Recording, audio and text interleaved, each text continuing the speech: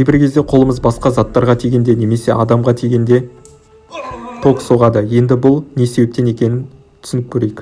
Оны түсіну үшін мынадан бастайық. Алдыңғы видеода айтылып өтілгендей, шын мәнінде жанасу тигізу деген нәрсе бұл атомдардың тебілуі ғана.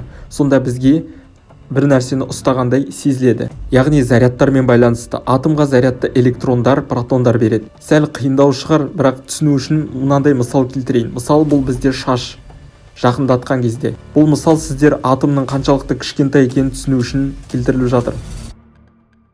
Жасуша дегенді естіген шығарсыздар. Мысалы, бұлар бізде жасушалар, нүкте тіпті. Ал атомдар одан да кішкентай болады. Тіпті мықты деген микроскоптардың өзіне де көрінбейді. Мысалы, мынау бізде атом.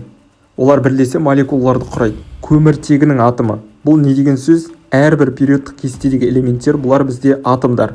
Содан мен мысалы литийді алайын. Литийді жазатын болсақ, онда 3 және 7 деген сандарды көреміз.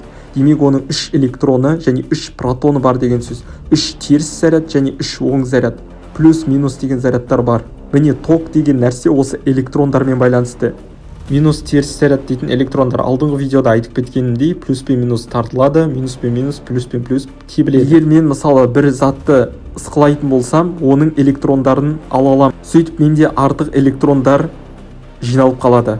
Енді ол электрондар біз амандасқан кезде мысалы немесе басқа заттарға қолымыз тигізгенде беріледі. Мысалы үйкеліс нәтижесінде бізде жиналып қалған электрондар деп алайық. Сосын олар бостандыққа шығып кетеді. Және қасымыздағы біз тигізген затқа немесе адамға таралады. Бірақ бір емес, бірнеше электрондар, миллиардтаған электрондар таралады. Сонда ток деген электрондардың қозғалысы. Сіздерге айтайын, мына әлем жалпы керемет идеал дәлдікте тұр. Егер шамалы қате кететін болса, бүкіл әлем болмас еді. Сондай бір тепе-теңдік орнатылған. Қарапайым мысал, адам егер осылай ысқыласа, оған теріс заряд жиналады.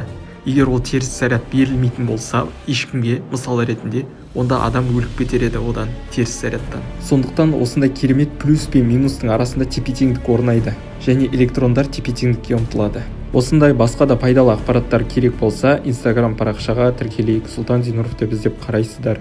Басқа да пайдалы ақпараттар бар. Егер курс, сабақтар, ұбт, нишқа түсуге дайындықтар керек болса, жазыңыздар.